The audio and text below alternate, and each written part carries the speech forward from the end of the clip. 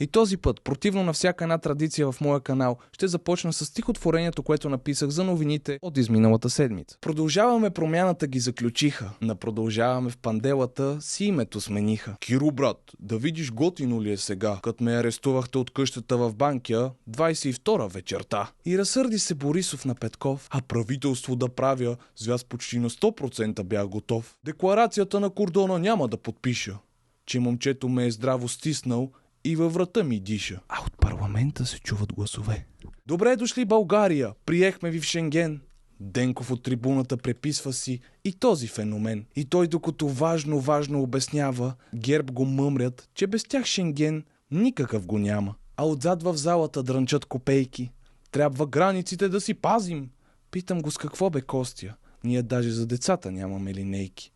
И сега готов съм да му обвините, че спонсори са ми уния, плащащите злите. Ще ви разочаровам, мили брати и сестри. Истината е, че клипчета за YouTube правя и нямам никакви пари. Благодаря. А сега новините от седмицата. Ако последната седмица на ноември бе посветена на черния петък, то втората седмица на декември е посветена на не толкова романтичния танц между Продължаваме промяната и Борислав Сарафов. В понеделник Сарафов поиска имунитета на Кирил Петков, като причината за това бе арестът на Бойко Борисов през 2022 година. Тогава Борисов бе задържан заедно с пярката си Севдалина Арнаудова и бившия финансов министър Владислав Горанов. Основанието бе сигнал, че са рекетирали бизнесмена Васил Божков. В интерес на истината, още на следващия ден Кирил Петков се отказа от имунитета си и коментира жалки мафиоти. Изпоменавайки Кирил Петков, той заведе дело срещу Делян Пеевски и Делян Добрев, странно съвпадение на първите имена, заради техни изказвания, че употребява наркотици. Продължавайки с ПП, сътрудник и охранител на Асен Василев е обвинен в длъжностно престъпление и пране на пари. Името му е Лъчезар Ставрев, а той е бил задържан за срок от 72 часа, като е арестуван във връзка с делото срещу бившата шефка на агенция Митници Петя Банкова. И отново ПП. Софийската районна прокуратура изпратила до Борислав Сарафов искане за сваляне на имунитета на Лена Бориславова заради евентуално фалшифициране на документи. Бобката обаче е в Щатите и ще се произнесе по този въпрос, като се прибере в къщи. И говорейки за Бобката, тези дни излезе интересна информация от боец, които публикуваха части от документи, показващи, че сина и с бившата съпруга на Боби Сарафа са получавали по над 5000 лева на месец от транспортната фирма Юниони в Кони. И имат също така връзки с фирмата Елидис ООД, от която отново са получавали пари. Общото между двете фирми е, че и двете са свързани с ГЕРБ.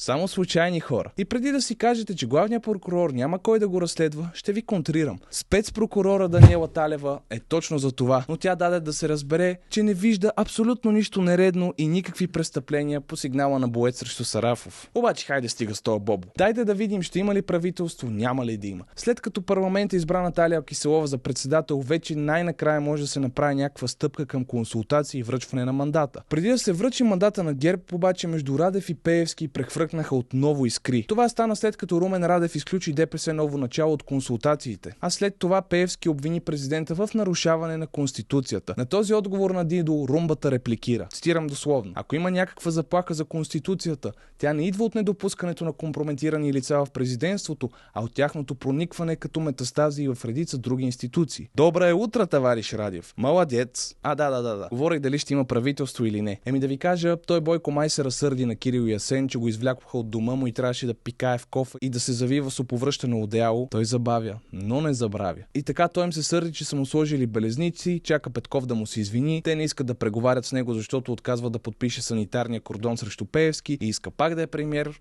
Така да е, ГЕРБ иска той да бъде премиер. И ние стоим просто и гледаме сир. И като гледам какви ги вършат тия хора, според мен единственият начин да ги махнем от парламента и да си оправим държавата е някой да ги изнесе. Обаче, кой ли е най-подходящият човек да направи това? Да, именно. Световният европейски златен медалист Карлос Насар. Ще ги нарами по няколко и директно през прозорец.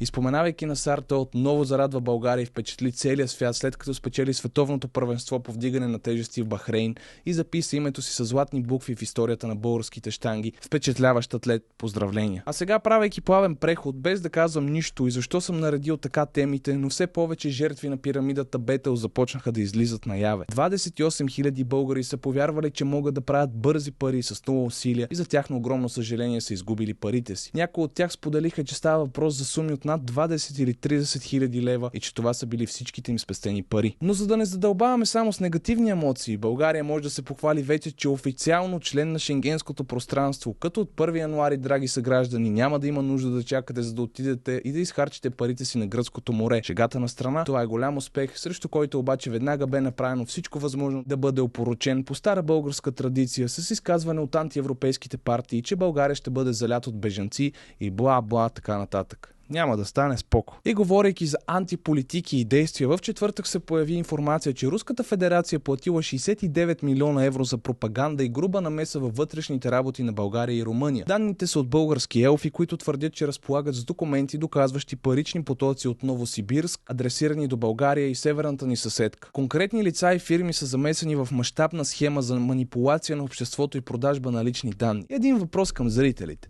Знаете ли как ДАНС реагира на тези обвинения? Никак. И именно заради това тяхно полезно бездействие, и аз както проектобюджета за 2025 година предлагам да им увеличим заплатите с 61%. Да, мили мои прекрасни зрители, не работещи в ДАНС, правилно чухте. Новият проектобюджет също така предлага заплатите на служителите в ДАНС да бъдат увеличени с 61%, на тези в МВР с 51%, в НСО с 48%, в Правосъдното министерство с 50%, а в ДАТО с 75%. Найс, а? И така, надявам се и за вас бързо и приятно стигнахме до края на това видео. Това са най-нашумелите новини от България през изминалата седмица. Смятам да направя отделна поредица, която обаче да е посветена само единствено на случващото се извън нашата държава. Ще се радвам да споделите какво мислите за тази моя идея. Също така не забравяйте, че може да ме подкрепите финансово от линковете в описанието. Моля ви да се абонирате, да харесате и да коментирате. До следващия път.